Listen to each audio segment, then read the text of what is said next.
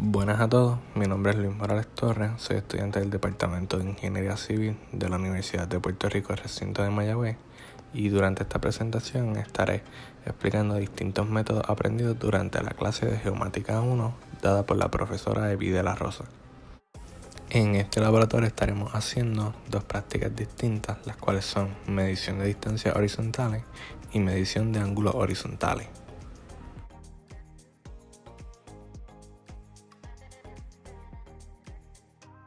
Durante ambas prácticas de este experimento fueron utilizados diferentes materiales.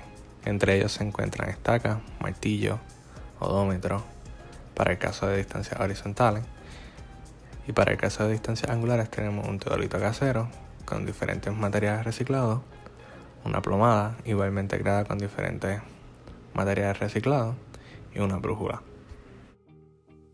Los objetivos para la medición de distancias horizontales son crear un polígono de control, hacer un reconocimiento del área en el cual se encuentra ese polígono, fijar los puntos en los que se realizan las mediciones, adicional medir distancias horizontales utilizando diferentes métodos aprendidos, los cuales utilizaremos el paso calibrado y utilizaremos además de eso un odómetro.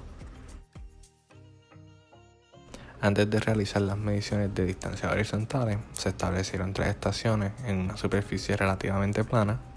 Con un martillo se fijaron unas estacas de manera permanente durante la medición de distancias horizontales, y luego de realizar eso se midió las distancias horizontales de dos maneras, usando el paso calibrado y un odómetro.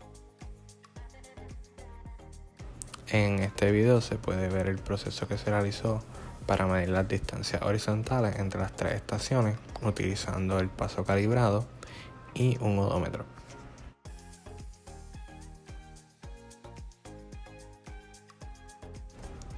Aquí obtenemos los resultados de la medición de distancias horizontales. Y ahora veremos cómo es que se llegan a esos resultados. Por ejemplo, para la calibración del paso, tenemos que caminar y contar los pasos dados en una distancia ya conocida de 30 metros. Luego entonces se divide en esa cantidad de pasos dados sobre esos 30 metros y obtenemos el factor del paso calibrado. Luego, para poder calcular la distancia horizontal, lo que debemos hacer es multiplicar ese factor del paso calibrado por la cantidad de pasos dadas de estación a estación. Y así obtenemos el valor de la distancia horizontal usando el paso calibrado. A continuación seguimos con la próxima práctica de laboratorio, la cual es la medición de distancias angulares horizontales, la cual tiene como objetivo establecer 3 estaciones en un terreno plano, medir los ángulos internos horizontales formados en las esquinas del triángulo, encontrar el acímuto de cada línea con respecto al norte verdadero, dar coordenadas a cada uno de los puntos, calcular el área del polígono y crear un plano de mensura. A continuación podemos ver la construcción del teodolito casero, el cual se utilizó PVC para las patas del trípode y la mira, y se utilizó madera para fijar esas patas y esa mira a la base, que fue creada con PVC. Adicional a eso, tenemos un transportador de 360 grados y uno de 180 grados, los cuales nos permiten medir los ángulos horizontales y los ángulos verticales. A continuación podemos ver el proceso que se llevó para la medición de los ángulos horizontales y verticales y el proceso de emplazamiento en las diferentes estaciones.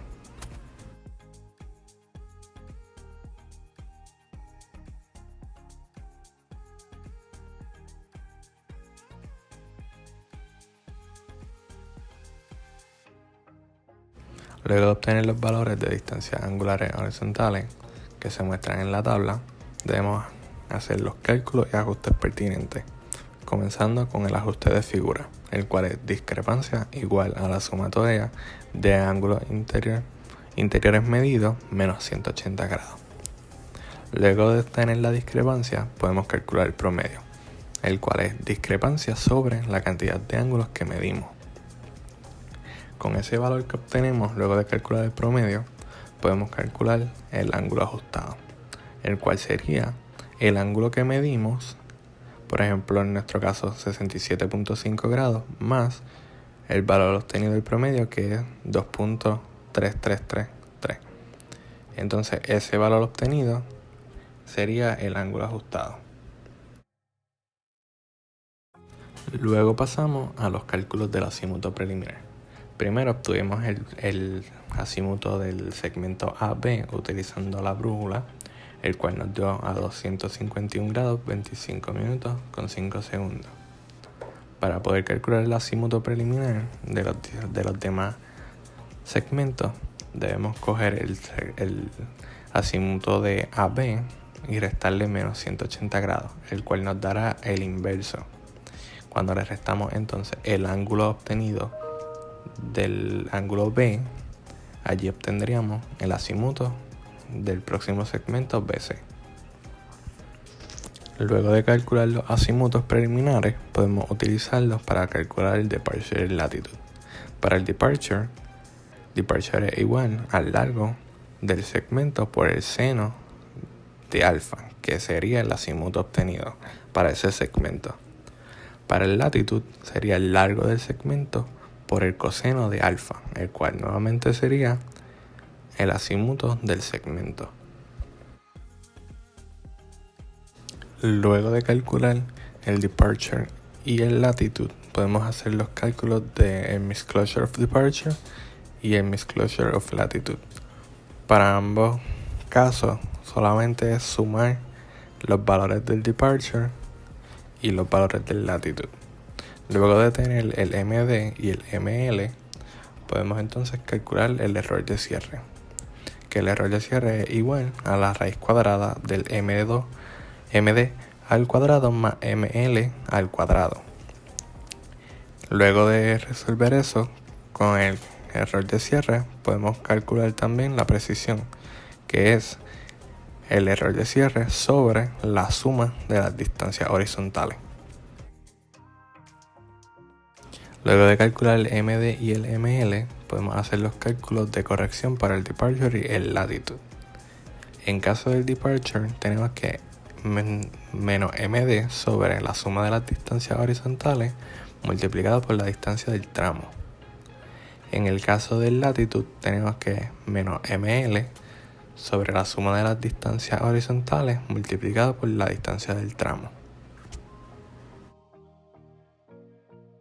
Luego de obtener esos valores de las correcciones, podemos calcular lo que es el balance departure y el balance latitude, que para el balance departure es sumar el departure más el departure correction. Para el latitude sería sumar el latitude más el latitude correction, y así obtenemos el balance latitude y el balance departure. Ahora para el cálculo de coordenadas tenemos que establecer que la coordenada A en X y Y va a ser 100. Luego de eso tenemos que la fórmula para el cálculo de coordenadas de X sería X sub B igual a X sub A más el balance departure. Ya establecimos que la coordenada A es 100. Al sumar el balance departure obtenemos la coordenada X de B. Para Y hacemos el mismo procedimiento, solo que sumando el latitud. También con el balance departure y el balance latitude podemos hacer los cálculos de ajuste del azimuto, el cual sería tan azimut de AB igual al departure balance sobre el latitude balance. Ese resultado se lo vamos a sumar a 270 y así tenemos el valor correcto del azimuto, que serían 273 grados, 21 minutos, 14 segundos. Adicional de poder calcular el ajuste del azimuto, podemos también calcular el largo ajustado, el cual el largo del tramo AB es igual a la raíz cuadrada del balance departure al cuadrado más balance latitude al cuadrado. Ahora pasamos para el cálculo del área. Para ejemplo, estaremos usando el cálculo de área por coordenadas, donde ya sabemos que las primeras coordenadas de X y Y es 100. Ponemos que la última también sea 100. Y lo que hacemos es que las coordenadas de X y Y las multiplicamos cruzados.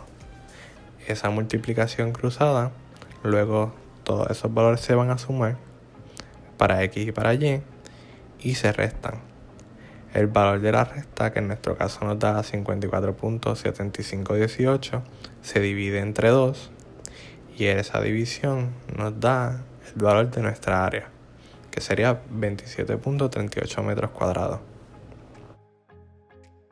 Luego de haber realizado el experimento y poner a prueba todos los métodos aprendidos en clase, puedo decir que aprendí la importancia de la precisión al momento de hacer las lecturas en el campo.